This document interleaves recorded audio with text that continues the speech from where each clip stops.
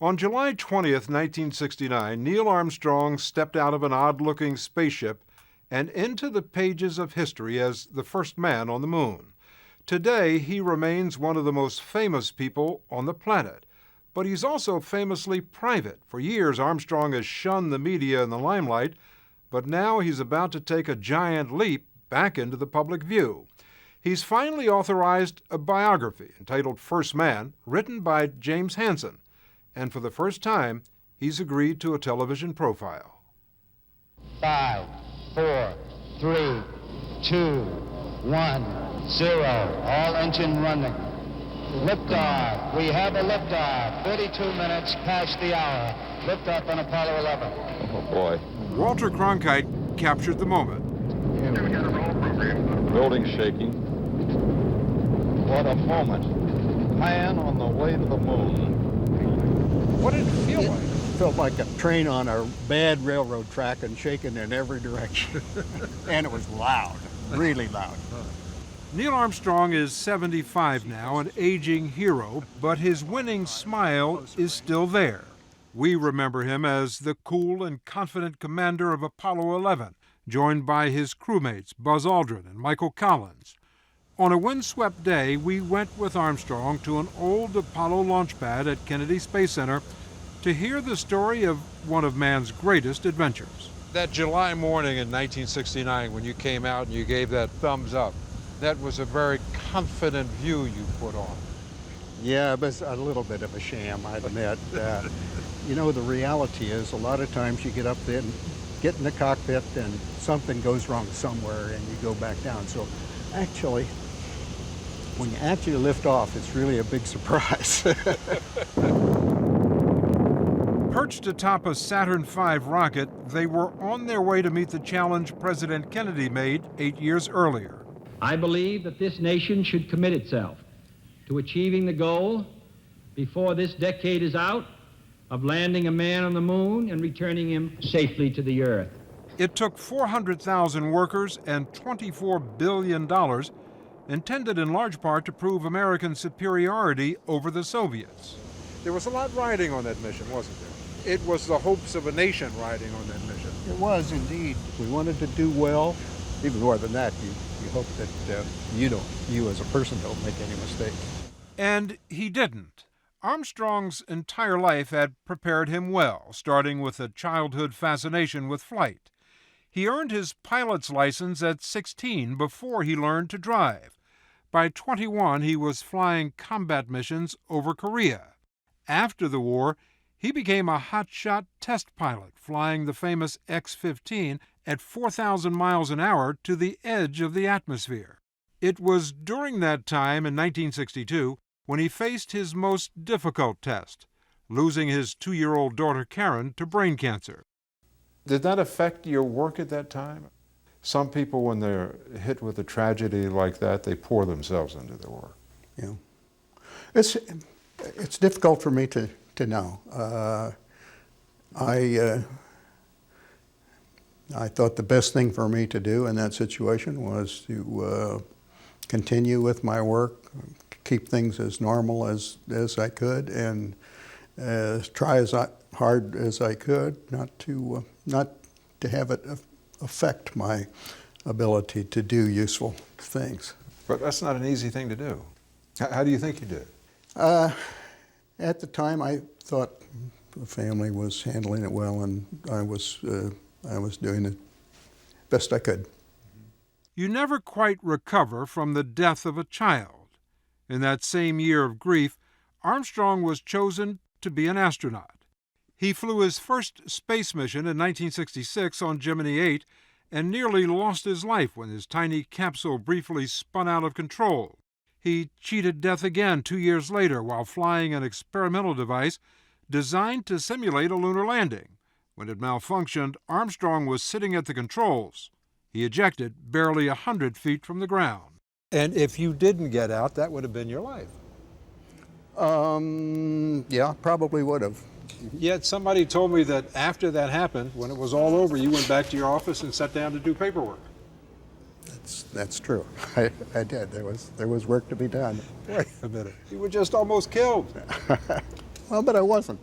Armstrong stood out, even among a class of astronauts that had the right stuff. His depth of experience and nerves of steel earned him at age 38 the command of Apollo 11.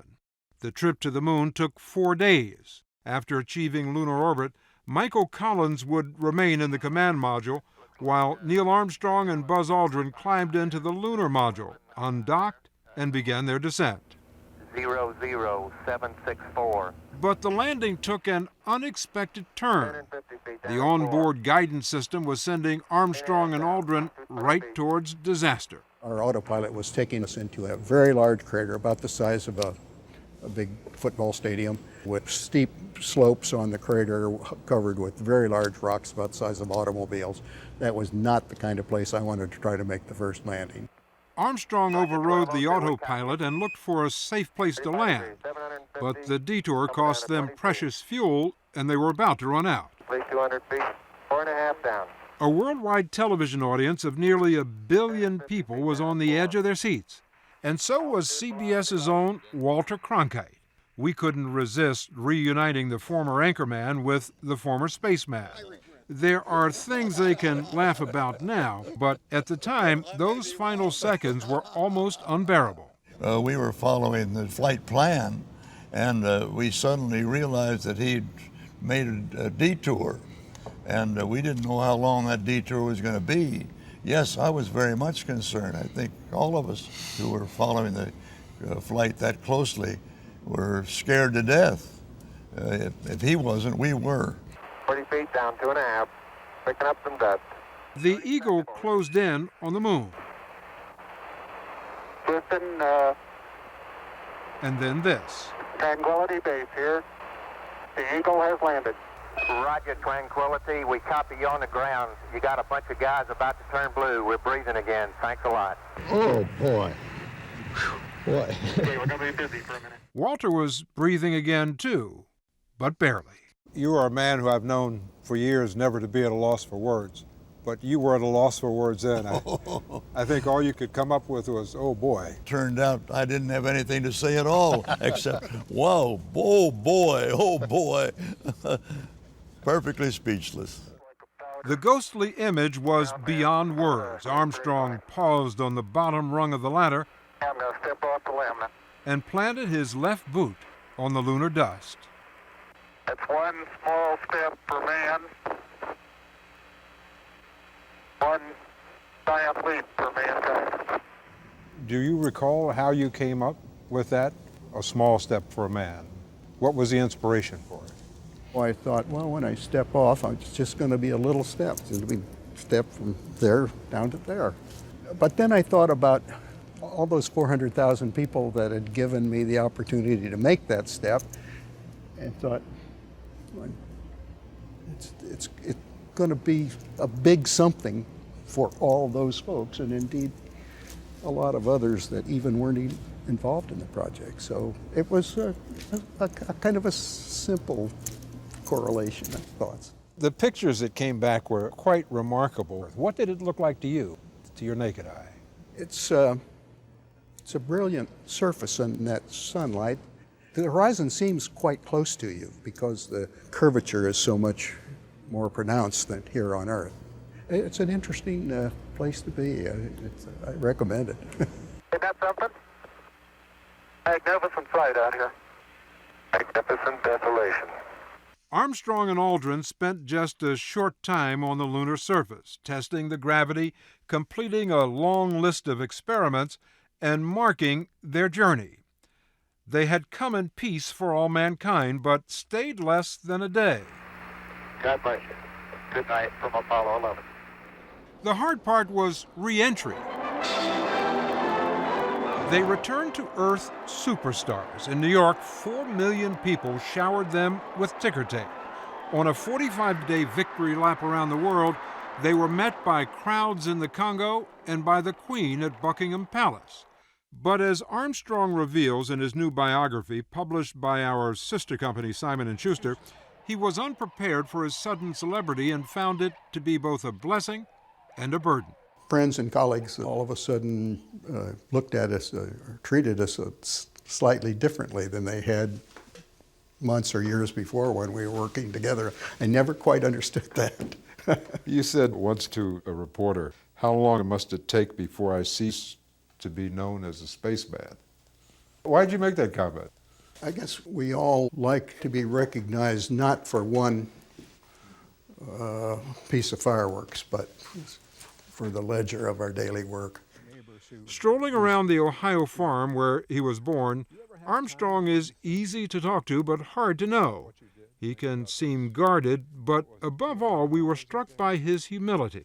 You sometimes seem uncomfortable with your celebrity, that you'd rather not have all of this attention. No, I just don't deserve it. But look, how many people have walked on the moon? 12?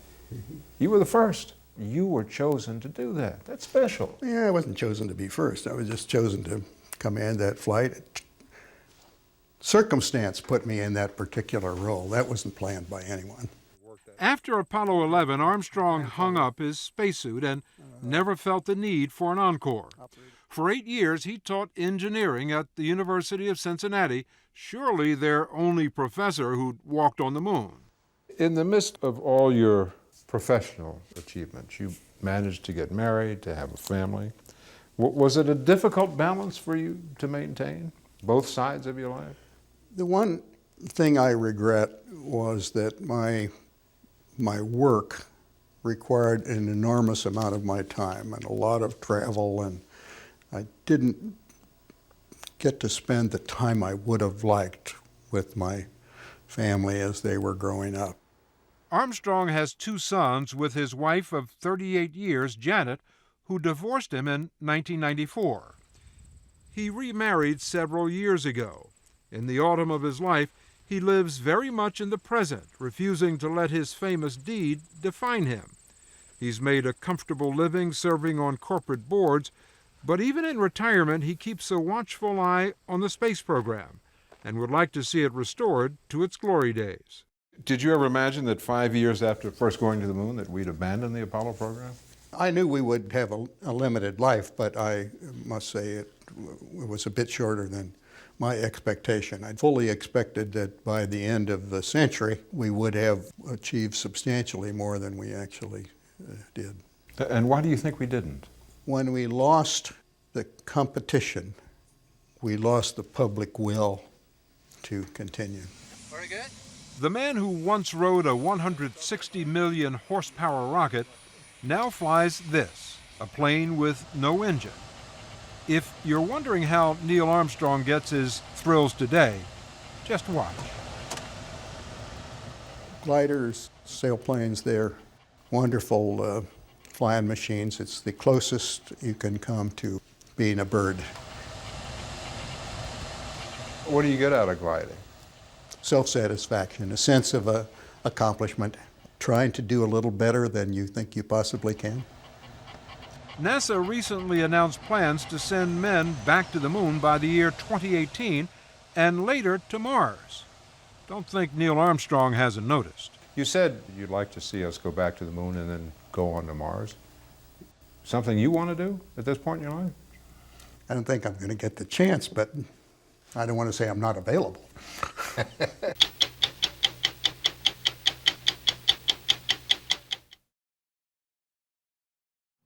NASA is serious, very serious, about launching the most difficult mission ever attempted by the human race, putting an astronaut on Mars. The voyage will cover hundreds of millions of miles and take 2.5 years round trip. It sounds like science fiction. To make it scientific fact, the United States needs to first flex its deep space muscles again on familiar terrain, the moon. It's been nearly 40 years since Neil Armstrong took one giant leap for mankind, and almost as long since the American public was truly captivated by the space program. You may not know it, but the journey to send humans back to the moon and beyond has already begun. Fire. From the mountains of Utah to the factory floors of Cleveland, from the Space Center in Houston to the marshes of Virginia, spacesuits are being tested, rockets are being fired, and capsules are being designed. The United States is once again aiming to launch astronauts to the moon. And yes, even to Mars. What's impossible? What can't we do if we want to do it badly enough? Gene Cernan was the last man to walk on the moon. He calls his trip on Apollo 17 a visit to God's front porch. Anything seemed achievable in those days. When I came back from the moon back in '72, I was stood on my soapbox and said, we're not only going to go back to the moon, we're going to be on our way to Mars by the turn of this century. You believed that? I believed it with my whole heart, but my glass has been half empty for the last 30 years. Now it's half full. It's half full because NASA is returning to what Cernan calls the romance of space, dramatic human missions to other worlds. And here's what will propel the astronauts, the new Ares rockets. But they won't be ready until 2015. We're using a lot of the technologies. Dr. Rick Gelbrick is NASA's exploration chief. A lot of people don't understand. They say, why can't we go to the moon? We've already been there. Well, we can't really roll up the garage door and dust off the Saturn V rockets. That whole infrastructure was dismantled after the Apollo program. The decision to dismantle Apollo and to cancel possible future trips to places like Mars was made during the Nixon era. The director of NASA today, Dr. Mike Griffin, says that was wrong. It has to rank as one of the colossal mistakes in history. And that mistake, he says, led to the space shuttle, which he believes doesn't generate as much excitement because it never leaves the Earth's orbit. Griffin says Americans are bored by the space program because NASA has run a boring space program. The space shuttle will finally be retired in 2 years. In its place, the new exploration program called Constellation. There's no question that Mars is the ultimate goal. But why return to the moon? Why not go straight to Mars? If we didn't have a moon, we would, and we could, but it would be much riskier. To get to Mars, the astronauts will need to travel several 100 million miles before landing. If something goes wrong along the way, the astronauts would never make it back to Earth. Mars is a tough place to do business. Steve Squire should know. He is the principal investigator for the Mars rovers, Spirit and Opportunity. Squires and everyone at NASA were greatly relieved when they landed safely on the Red Planet 4 years ago. The rovers have been a huge success in exploring Mars and transmitting rare pictures from there. Prior to their landing, roughly 2/3 of all missions to the planet had failed. Squires calls Mars a spacecraft graveyard. The accuracy with which you need to target a landing site on the surface is like throwing a basketball from New York to Los Angeles and having it go through without touching the rim. If the astronauts make that shot, if they land on Mars, they will face a deadly environment, radiation from solar flares, dangerous dust, and temperatures that average 60 below zero. And they'll have to do it for up to 18 months. That's how long it will take before the Earth and Mars align properly again for a faster return home.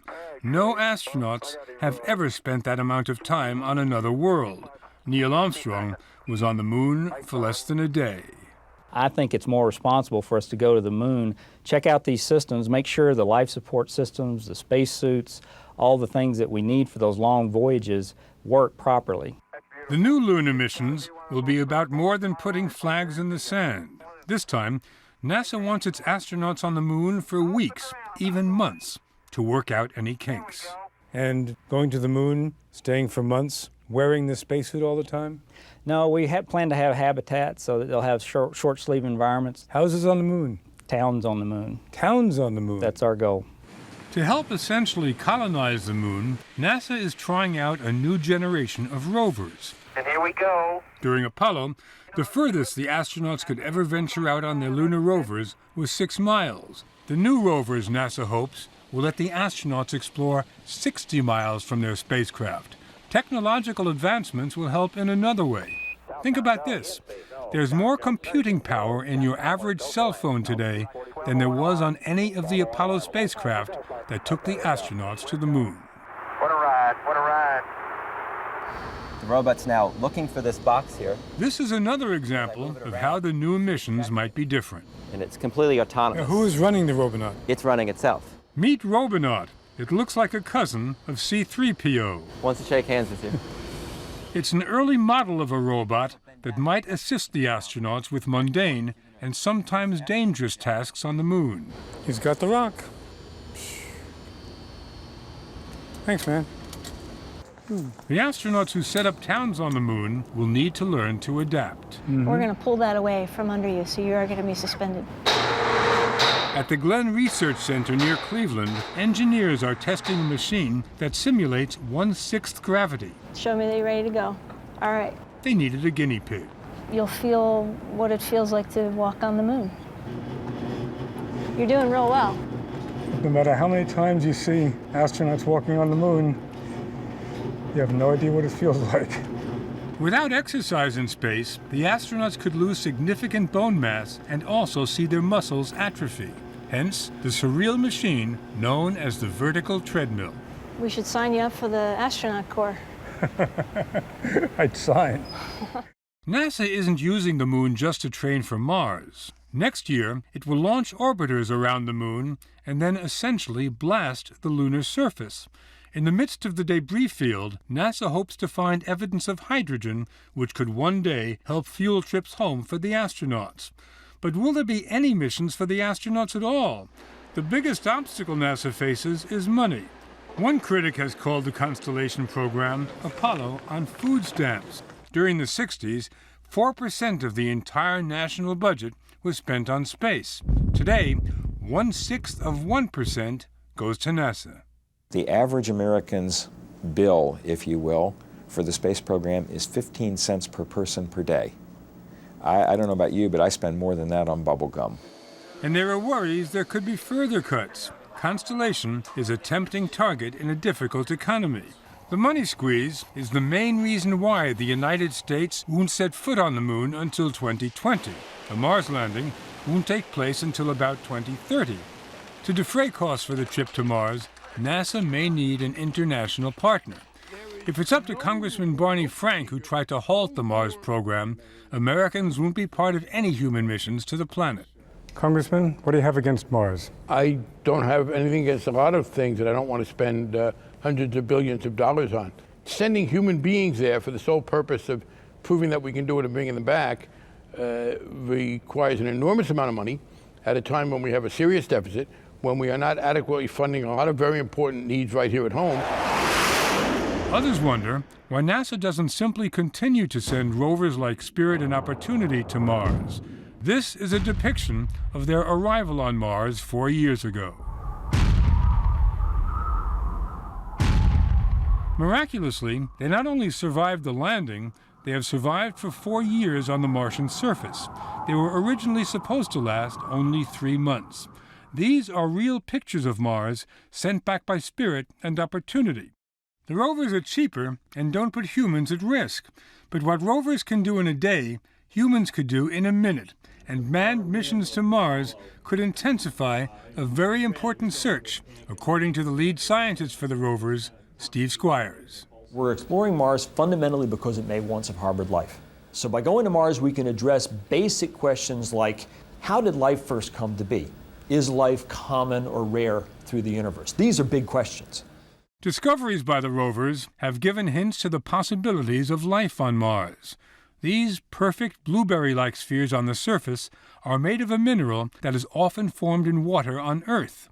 Last year, this white dirt appeared in Spirit's tracks. It was silica. The presence of water is required to produce such a high concentration.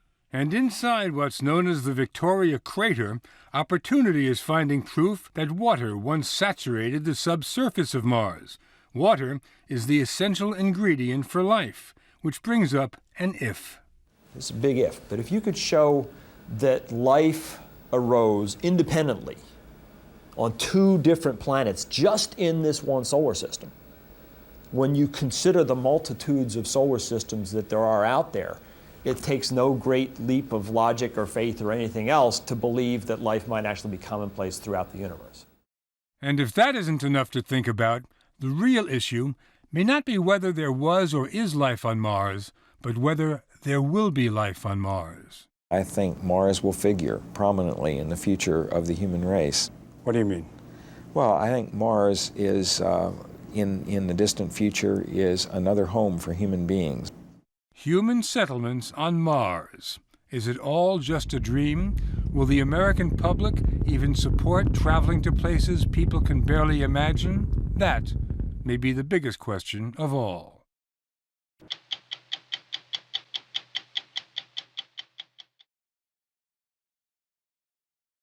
12 American men have walked on the moon.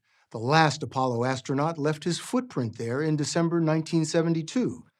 Now, a half-century later, NASA is planning to send people back to the moon. The new program is called Artemis, after Apollo's mythical twin sister. And the goal is that the next footprint on the moon will be made by a woman. The astronaut who gets that assignment hasn't been chosen yet. As you're about to see, this new push to the moon has been plagued by doubts, cost overruns, and delays. But we found something else interesting when we visited NASA. The Artemis program isn't just named for a woman, it's largely being run by women. So there's no place on launch day that I would want to be but right here. Charlie Blackwell Thompson is NASA's first female launch director.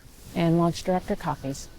In a year or so, she'll give the go for launch command for the first Artemis moon rocket in historic Firing Room 1 at Kennedy Space Center, which she first visited more than 30 years ago as a college graduate interviewing for a job.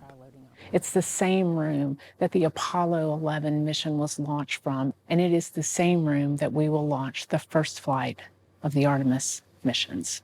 When that young woman walked in here for the first time, did you truly say to yourself, I want to do this one day? I absolutely did. My thought was, how do I get a seat in this room? And now you have the seat in the room. I have a pretty nice seat in this room. All the Apollo moon missions were launched atop huge Saturn V rockets. At the time, the most powerful in the world, NASA's new rocket is even more muscular. Can you put it into words how powerful this new rocket is? The core stage will have hundreds of thousands of gallons of propellant, over 8 million pounds of thrust at liftoff. The most powerful rocket ever is called the Space Launch System, or SLS. In development for a decade, it has yet to fly and has only fired its 4 main engines once in a test. It is hard work cheating gravity. Jody Singer is another female first for NASA. As the first woman to run Marshall Space Flight Center in Alabama, it's been her job to build the SLS, which is designed to go to the moon and beyond. It is built for going to deep space. And right now, it's the only vehicle that exists that can carry the Orion and take what it does to be able to go to deep space. The Orion is the capsule that astronauts will ride on top of the SLS rocket. The first one is ready to go. The lunar lander is still in the concept stage, but NASA doesn't really need it until the third Artemis moon mission. Artemis 1 is about testing out this integrated vehicle, SLS with Orion. Artemis 2 is about the incorporation of the crew and preparing us for Artemis 3, where then we will go to the surface of the moon. Do you hear yourself? You know how cool that sounds? It does sound pretty cool. Another cool piece of the Artemis plan is a space station called Gateway, meant to orbit the moon. NASA intends to use Elon Musk's company, SpaceX, to launch Gateway's components on one of its Falcon Heavy rockets. The Falcon Heavy is already flying. Its first launch sent Musk's Tesla Roadster towards Mars a couple of years ago. Yes, that really happened. Jody Singer says SpaceX is an illustration of NASA partnering with commercial launch providers. We work together, and I think working together, that is how we will be able to deliver on the Artemis program. We both bring great things on this partnership. When that partnership will actually deliver women and men to the moon is uncertain. Donald Trump set 2024 as the goal. That was seen by insiders as unrealistic. President Biden hasn't set a timetable, but his White House has given the idea of Artemis an early thumbs up. Another man and a woman to the moon, which is very exciting. What does it say about NASA that you are in these positions in what used to be a totally male-dominated sphere? Well, number one, I'd say we've come a long way. You know, Charlie and I, we know we've known each other for at least 20 years. We liked each other, but also we were, you know, sometimes the only women in the room. Not anymore. Charlie Blackwell Thompson says that on launch day, 30% of the engineers in what's now her firing room will be women. Have you always been interested in space, when you were a little kid even? I remember the last Apollo missions, the last couple, and I can remember this sense of curiosity and awe. I could go outside and I could look up at the sky, and that our astronauts were visiting the moon. The pool of 18 Artemis astronauts has already been chosen. 9 women, 9 men, 6 of whom are test pilots. 4 have PhDs, 3 are medical doctors. It's not known yet which of them will fly to the moon, but 2 are in space right now, on the International Space Station. Why the moon? Why put out the expense to return to the moon? We are still learning from the samples that were returned during the Apollo program. There is so much science, so much scientific discovery to come from returning to the moon. Scientists are especially tantalized by recent evidence that there's a lot of ice near the moon's south pole. That's exactly where Artemis is meant to land. Ice means H2O, which means water to sustain life, and hydrogen and oxygen to potentially turn into rocket fuel. I would point to the moon being a proving ground, a waypoint for us to learn how to live in deep space when we're only days from home versus months or years for destinations like Mars. And it will be great when we go back, and we especially will be great if we this time can stay. Laurie Garver was the number 2 official at NASA during much of the Obama administration. She wants America back on the moon, but believes the current approach is the wrong way to get there. I would not have recommended the government build a $27 billion rocket when the private sector is building rockets nearly as large for no cost to the taxpayer. Ignition. She's talking about rockets like Elon Musk's Falcon Heavy. There it is. Garver was an early advocate of turning all the development of big new rockets over to private companies like SpaceX. But the Congress had a different goal. Their goal was really to extend the contracts and jobs in their districts. At the time, 2010, the space shuttle was about to be grounded. Touchdown. And members of Congress feared that aerospace jobs in their districts would go away too. The SLS, the Space Launch System, is mockingly referred to as the Senate Launch System. Can you explain to us why it's got that nickname? In this case, it was the Senate who came to us at NASA and said, no, we don't like your plan, and we are going to make you build it this way. So Boeing, prime contractor for the space shuttle and longtime NASA partner, became the prime contractor for the SLS. The industry said they would do it for $6 billion in 6 years. That was the rocket. Spent $20 billion in 11 years. NASA's Jody Singer acknowledges the delays and cost overruns, but insists it's the right model. The Space Launch System, I'm proud to say, has work that's over 45 states and over 1,100 vendors. So the Space Launch System is a national vehicle. That means jobs. That means that across the nation, for the SLS alone, there's over 25,000 people that have jobs.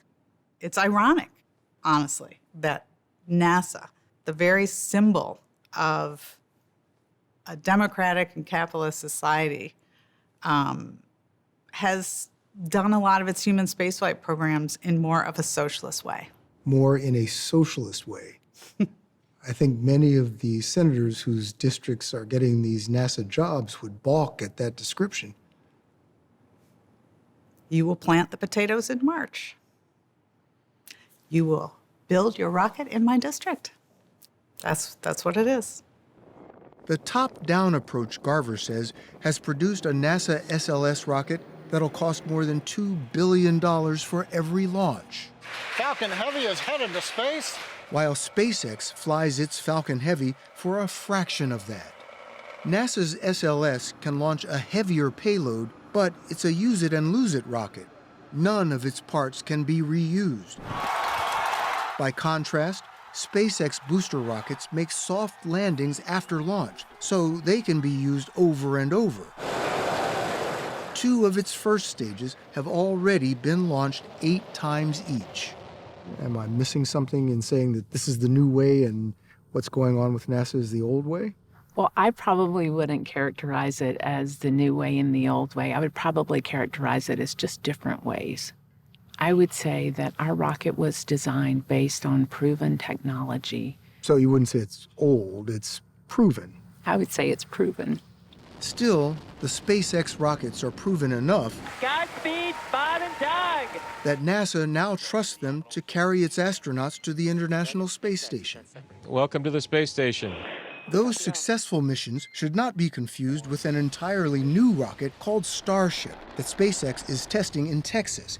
3 test flights so far, all 3 ending in spectacular explosions. The latest one just last week. So should NASA pivot and start relying on SpaceX and commercial launchers for the moon and beyond? Undoubtedly. We should have before now. Is NASA capable of making that shift? Oh, of course. I mean, NASA is capable of more than they realize. Now, considering all you have told me, will Congress let NASA make that shift? Probably not. For the moment, the core stage for the first Artemis mission sits in a test stand in Mississippi, the same stand used for the Apollo missions. It's awaiting a test firing after technical glitches cut the first one short. And we got to shut down. There are 6 American flags on the moon, 1 for each Apollo landing.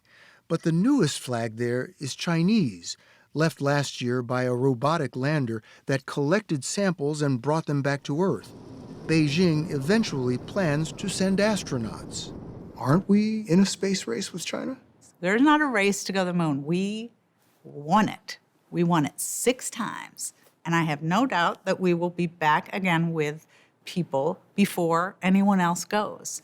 And Charlie Blackwell Thompson will be the woman to launch them from her seat in the firing room. We talk a lot about the moon, and I think the moon is phenomenal, and I can't wait to go back. But when we talk about those young people that may be like me when I was younger, looking up at the night sky and looking up at the moon, I want them to look up at the night sky and not be limited to the moon.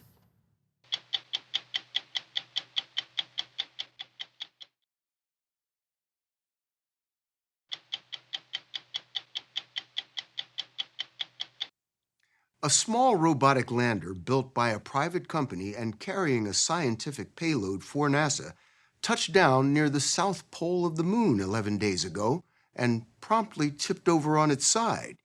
Even so, it's the first American spacecraft to land on the moon in more than 50 years.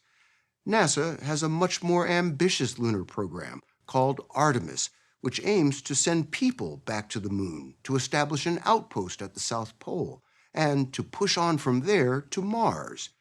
We previewed Artemis here in 2021, but there are significant questions now about the program's costs and its timetable. In January, NASA announced its new target for a manned landing, late 2026, a year later than planned. But as we discovered, even that may be unrealistic. And liftoff of Artemis 1. When Artemis 1 soared into space in November of 2022, it was the beginning of a nearly flawless mission. In its first test flight, NASA's new Space Launch System rocket sent an empty Orion crew capsule on a 1.4 million-mile flyby of the moon before a picture-perfect return to Earth. Splashdown.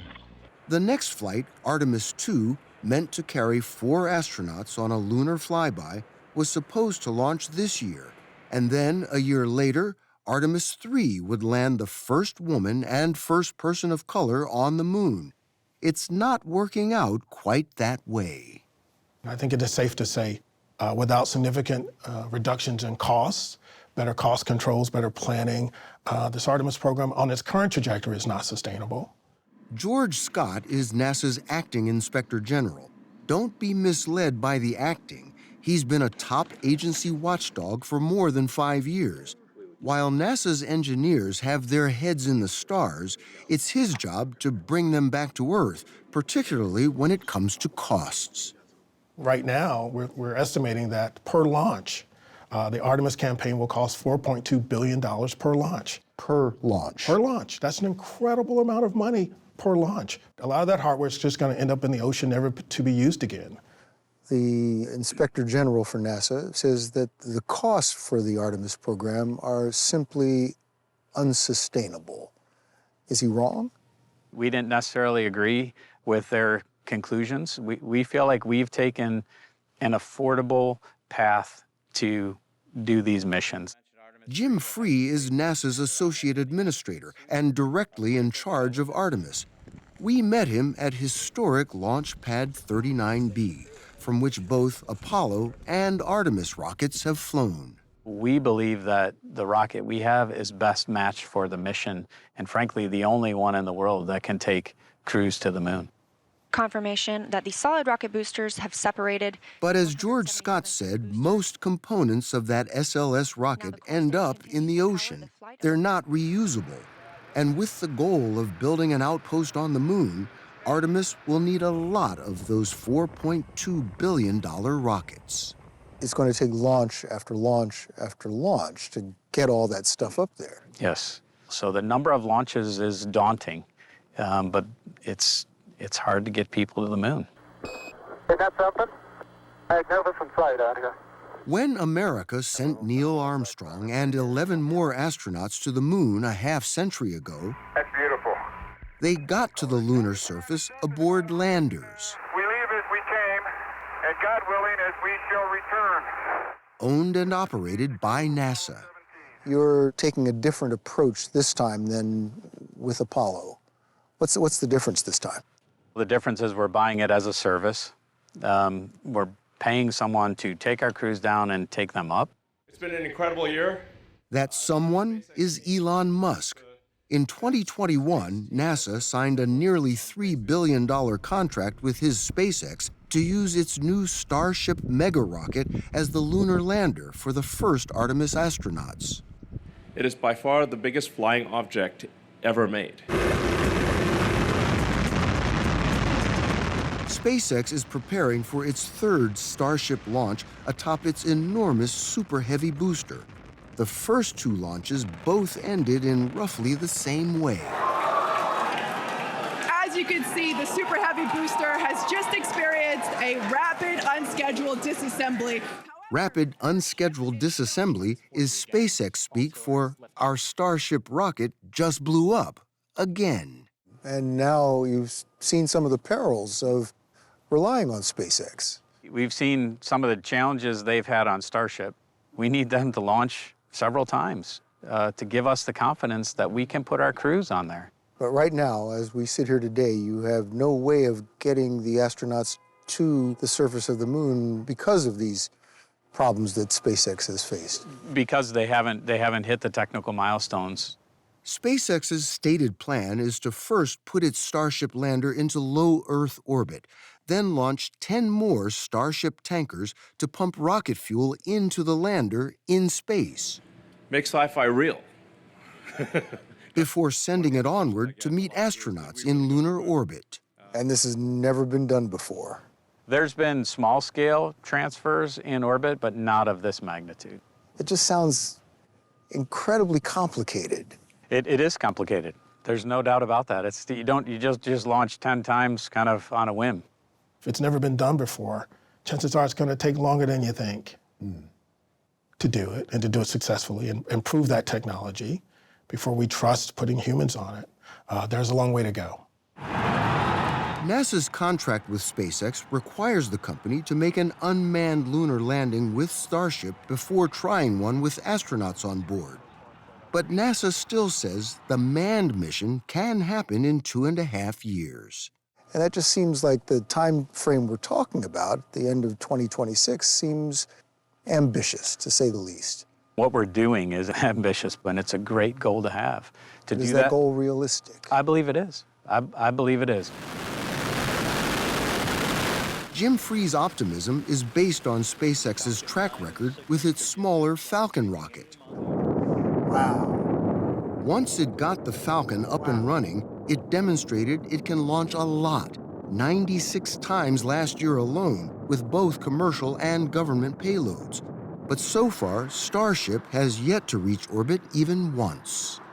Does that concern you, that that's going to keep pushing that timeline back further? Of course, it absolutely concerns me because we need them to launch multiple times. SpaceX ignored our multiple requests for an interview or comment. But in an interview with the Daily Wire in January, Elon Musk said this. We're hoping to have the first humans on the moon in less than 5 years.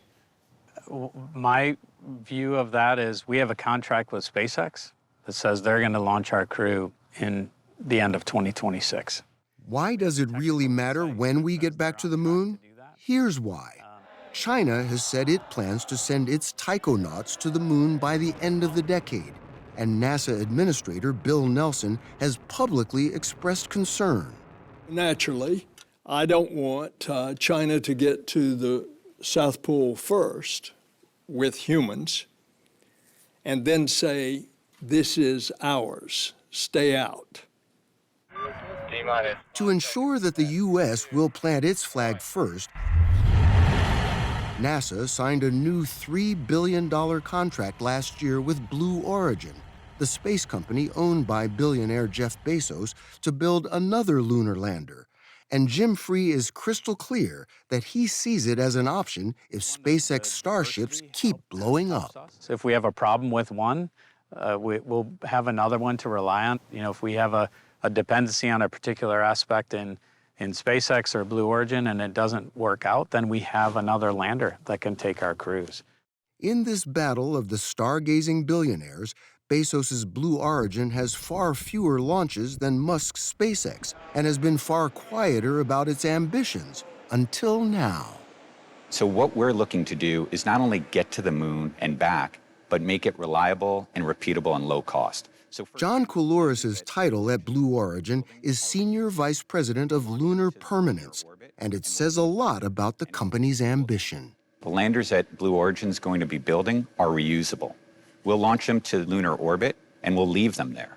And we'll refuel them in orbit so that multiple astronauts can use the same vehicle back and forth. Our cameras were among the first to be allowed inside Blue Origin's huge complex in Florida, just next to Kennedy Space Center. So this is where the future is being built. That's right. This is the main factory floor for the New Glenn rocket. New Glenn is Blue Origin's first heavy-lift rocket. Its maiden launch will be sometime this year. So you can see over here we have 3 different second stages already in build here. The first New Glenn is already out at Blue Origin's launch complex. It's designed to carry all sorts of payloads, including the lunar lander being built for NASA. So this is the Mark I lander. We call this our small lander. This is the small one? Yes. It's actually a mock-up of their cargo lander in Blue Origin's Florida lobby. John Coulouris used to work at SpaceX, and he came over to Blue to help speed things up. Is there a bit of a space race between you and SpaceX? So the country needs competition. We need options. Competition brings innovation. But you haven't had anything close to the accomplishments that SpaceX has had at this point, have you?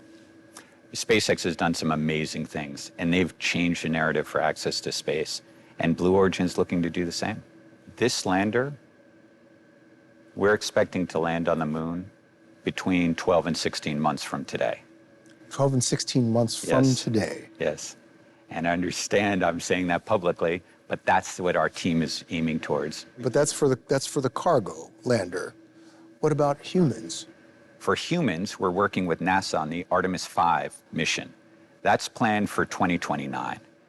That's not so different from Elon Musk's forecast of when SpaceX can land humans back on the moon, even if it doesn't match NASA's. Like the Starship, Blue Origin's lander will require in-space refueling, but Coloris insists that it and their rocket will help NASA trim costs. Our New Glenn vehicle will be a reusable vehicle from its first mission. That lander for the astronauts is a reusable lander. So now you're not just taking the equipment and throwing it away. You're reusing it for the next mission. You do it again and again and again. Is that where the cost savings comes in? Exactly. We are now building with NASA the infrastructure to ensure lunar permanency. You have said that the Artemis program is the beginning, not the end. Tell me, what is the future you see? I see us landing on Mars. Absolutely see us landing on Mars. But we have to work through the moon to get to Mars. These are magnificent goals, going back to the moon, going to Mars. Do we have the ability to do what we're dreaming of doing? This is NASA, right? This agency is destined to continue to do great things. There's no question about that. What we're telling the agency is just be more realistic. There's nothing wrong with being optimistic. In fact, it's required, right? In this business, optimism is required. The question is, though, can you also be more realistic?